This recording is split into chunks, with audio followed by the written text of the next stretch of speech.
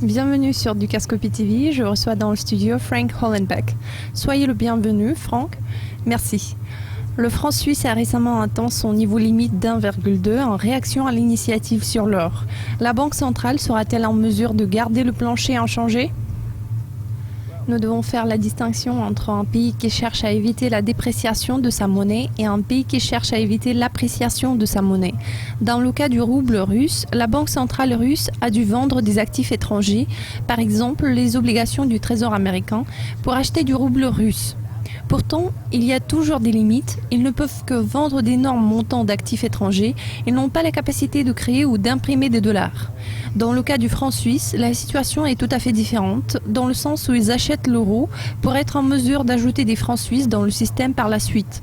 Ils peuvent placer une quantité infinie de francs suisses dans le système pour protéger le plancher d'1,2. Ce qu'ils font maintenant, ils cherchent à convertir l'euro en obligation d'État européenne. Voilà pourquoi ils remettent de l'euro dans le système. En réalité, ce qu'ils auraient dû faire dans le cadre de cette initiative, c'est acheter les dollars et puis remettre ces dollars dans le système pour acheter de l'or. Pour moi, il n'y a rien dans cette initiative qui puisse limiter la capacité de la Banque centrale de défendre le seuil d'1,2.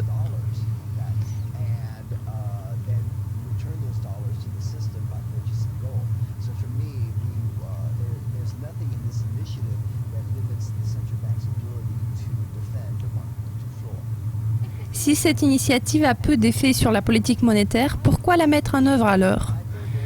Je pense qu'il existe le sentiment croissant dans le monde entier de ce que la monnaie doit avoir une garantie d'un certain niveau de pouvoir d'achat.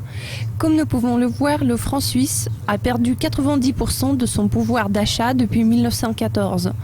Nous devons nous rappeler que chaque franc suisse imprimé par la Banque centrale est un impôt. C'est un impôt sur votre solde de trésorerie. C'est un impôt pour lequel personne n'a voté en réalité.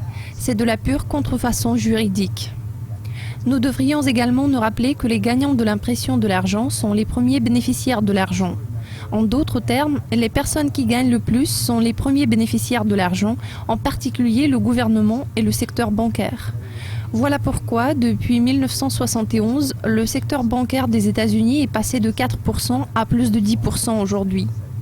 Les gens qui paient pour ça bénéficient de l'argent en retard, et dans ce cas-là, il s'agit de vous et de moi. Je pense que le sentiment qui se répand actuellement dans le monde entier suggère de revenir à la situation où nous aurions un peu de stabilité du pouvoir d'achat dans les monnaies en général.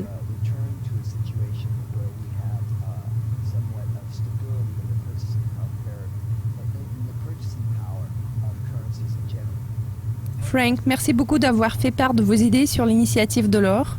Merci de m'avoir reçu. C'est un plaisir. C'est tout pour l'instant. Restez à l'affût de l'actualité économique avec Dukascopy TV. Au revoir.